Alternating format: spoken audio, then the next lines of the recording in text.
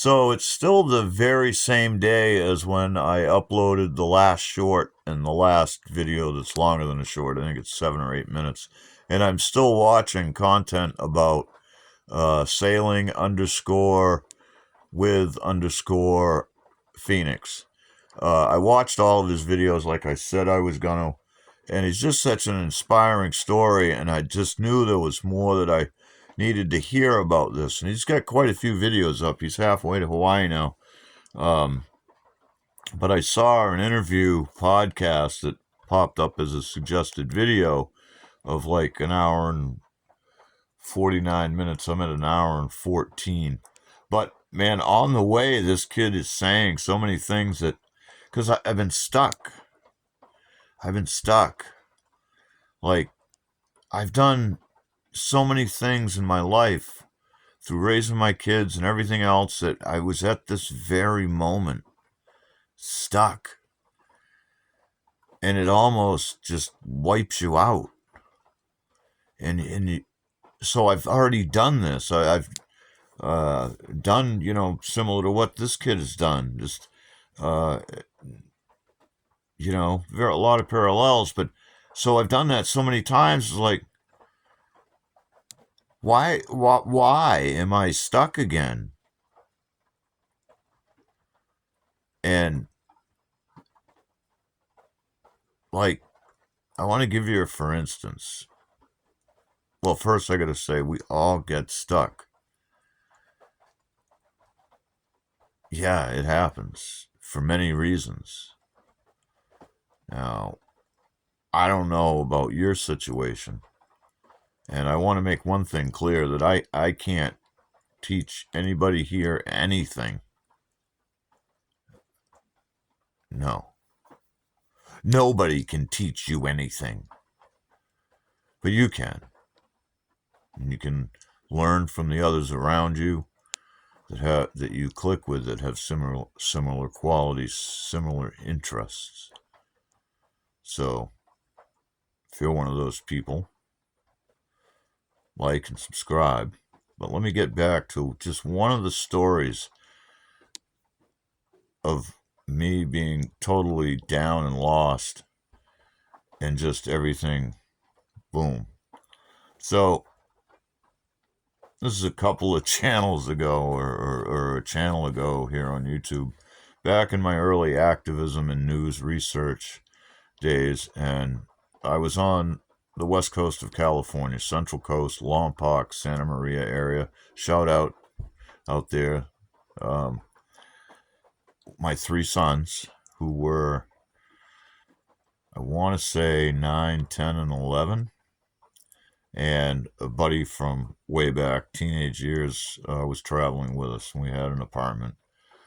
And I was watching very closely the news for the earthquakes and just news in general, alternative media stuff, and Fukushima blew up, the reactors over there after the tsunami. That was the story, the tsunami. Well, I was on it for, I think it was like 10 hours after it blew up. I saw the first video, and from there, I did not stop looking for information to the point that I had access to the backdoor emails between TEPCO and the AEIE. I knew the truth. And there was nothing on the news. So at 36 hours, the first wave of radioactive xenon gas passed over the West Coast on my children's heads. And I knew that. And I knew that even though xenon gas isn't real dangerous because it's way up high and it's basically laughing gas, but when it gets hit by lightning, it turns into 10 other radioactive particulates that fall to the ground, and they all have different half-lives, and many of them aren't dangerous, but some of them are, like cesium. That can be in the fallout as well. 36 hours. It's and hopefully you get a grip of a single parent in that relationship to their child and their duty to defend and protect. Add that to the equation while you're thinking about this. 72 hours, the president at the time, Barack Obama, finally went on air. And he told everybody that there was nothing coming here and that they didn't have to do anything to prepare. I was at one of the maddest points of my life that I've been. And I had also done the research to protect myself because I already knew the government wasn't going to tell you the truth. And at the same time, the EPA updated their websites just to give you an idea of the gravity of this, for those that don't really grasp what danger this was at that moment for me. The EPA raised the acceptable safe limits of all radioactive isotopes, some of them, in some cases, up to 35,000 times. You see, when they set those safety limits, that's about as much as you can tolerate before you end up dying from it, basically. And since you're not dead yet, we can raise the limits. And so I'm trapped, and my kids are in danger, and I need to get the fuck out of here. But I was a single dad that stopped doing carpentry because of physical problems and a desire to hit social media with a storm and get to the West Coast to be around people that thought like me, and I had nothing. And I knew I had to get out of there.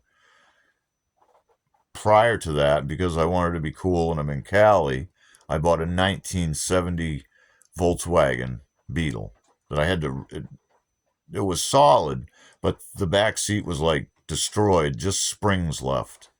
I had to rebuild that so my kids would have a seat. And I had started doing talk radio, and the host who lived in Kentucky also told me, man, you need to get those kids and get the fuck out of there. And I said, yeah, man, I know, but I have nothing. I don't. Online money generation wasn't happening. I was just bringing in just enough to keep the rent paid and feed the kids, and we didn't eat steak. Okay? Just scraping by. Well, a day or so later, he got a hold of me and he said, will that Volkswagen make it to Kentucky? And I said, well, I probably would. Yeah, it runs great.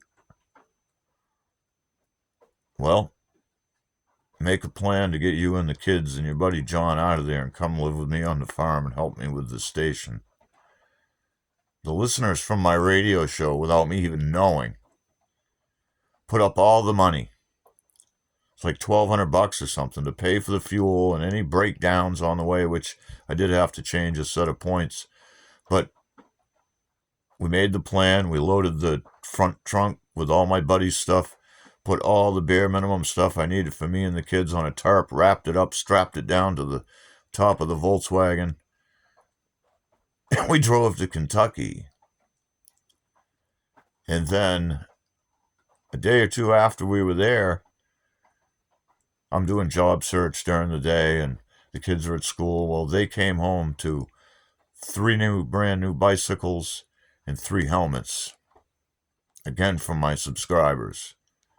The host and the subscribers, the host suggested, and the listeners came through, and then the mail came.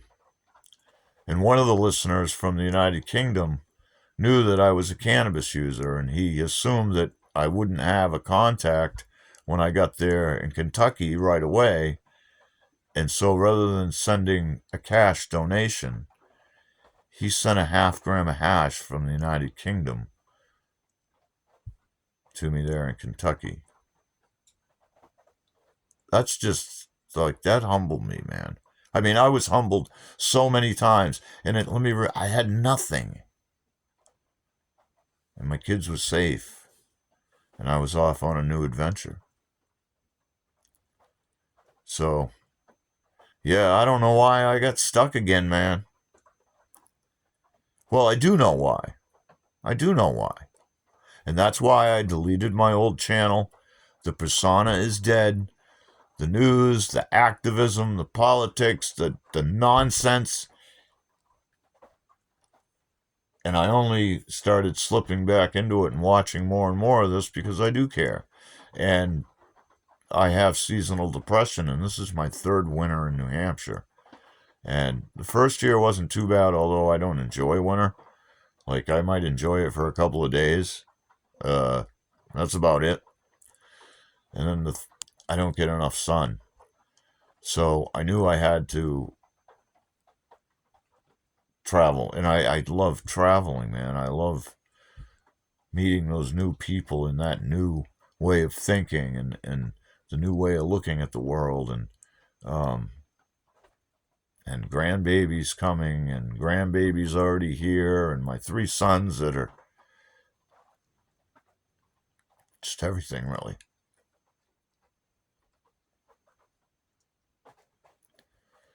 So, yeah, we all get stuck.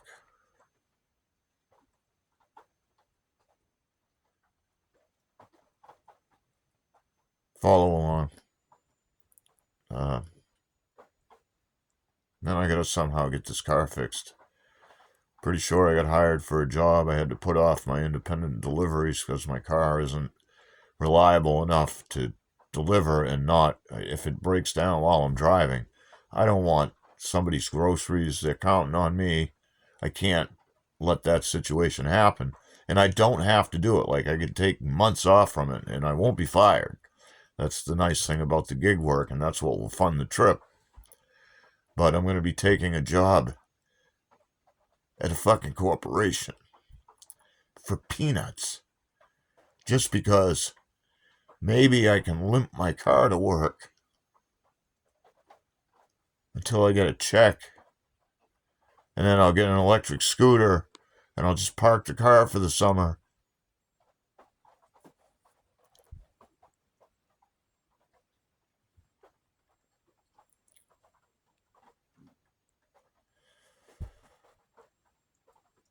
Yeah,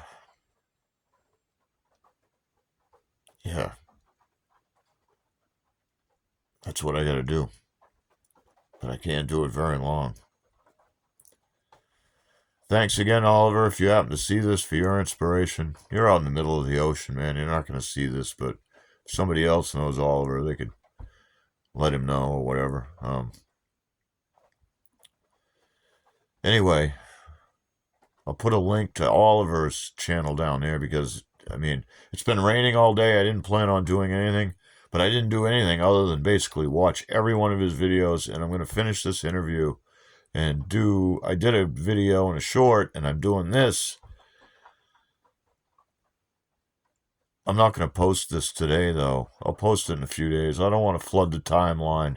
You know, you burn out and then you fall back and people expect. So I'll give you a break. I'll let you absorb what's there. It's Saturday night, Sunday. Tuesday's a good day. I'll post it on Tuesday. Much love. Many thanks. There'll be some links below if you can help me on this journey. I'll see you all soon.